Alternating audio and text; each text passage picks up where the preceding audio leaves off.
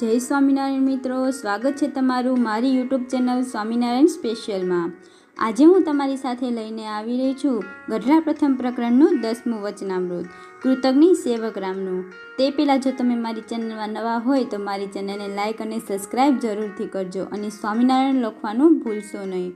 તો ચાલો આપણે આજનું વચનામૃત શરૂ કરીએ। સ્વામિનારાયણ હરે વચનામૃત ગઢડા પ્રથમ પ્રકરણનું 10મું કૃતજ્ઞ સેવક રામનું।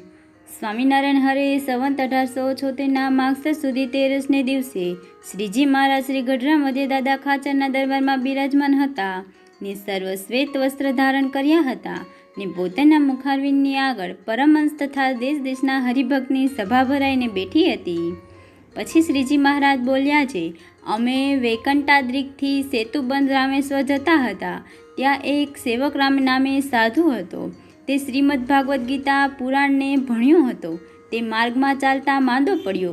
તેની પાસે ₹1000ની સોનામહોર હતી, પણ ચાકરીઓનો કરનારો કોઈ નહીં, માટે રોકવા લાગ્યો। પછી તેને અમે કહ્યું છે, કાંઈ ચિંતા રાખશો માં, તમારી ચાકરી અમે કરીશું। પછી ગામને બહાર એક કેળાની ફૂલવાડી હતી, તેમાં એક વડનો વૃક્ષ હતો। તે વડના વૃક્ષને વિશે 1000 ભૂત રહેતા હતા, પણ તે સાધુ તો ચાલી શકે એવો રહ્યો નહીં અને અતિશય માંદો થયો। તે ઉપર અમને અતિશય દયા આવી। પછી તે ઠેકાણે અમે તે સાધુને કેળાના પત્ર લગાવીને હાથ એક ઊંચી પથારી કરી આપી અને તે સાધુને લોહીખંડ પેટ બેસણું હતું, તેને અમે ધોતા અને ચાકરી કરતા અને તે સાધુ પોતાને જેટલું જોઈએ તેટલું અમારી પાસે ખાંડ, સાકર, ઘી, અન્ન તે પોતાના રૂપિયા આપીને મંગાવતો।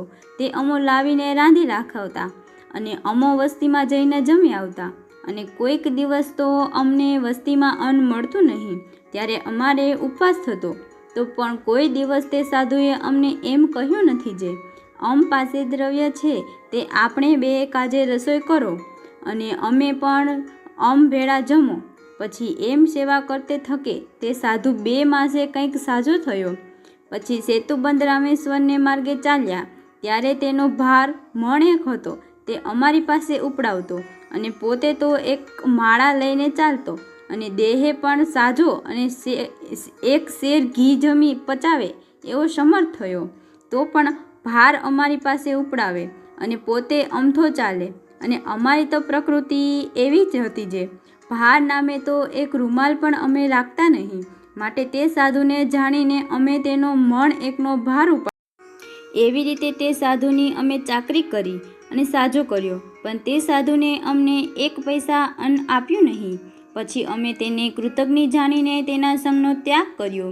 એવી રીતે જે મનુષ્ય કર્યાકૃતને ન જાણે તેને કૃતજ્ઞ જાણવો। અને કોઈ મનુષ્યને કાંઈક પાપ કર્યું હોય અને તેને તે પાપનું યથાર્થ પ્રાયશ્ચિત કર્યું અને વળી તેને તે પાપે યુક્ત જે કહે તેને પણ તે કૃતજ્ઞ જેવો પાપી જાણવો। ઇતિ વચનામૃત। એવી રીતે ગઢડા પ્રથમ પ્રકરણનું 10મું જે તે થયું। આવા જ નવો વિડીયો મેળવવા માટે મારી ચેનલને સબસ્ક્રાઈબ કરો। આવતા વિડીયોમાં હવે આપણે મળશું, ત્યાં સુધી બધાને જય સ્વામિનારાયણ।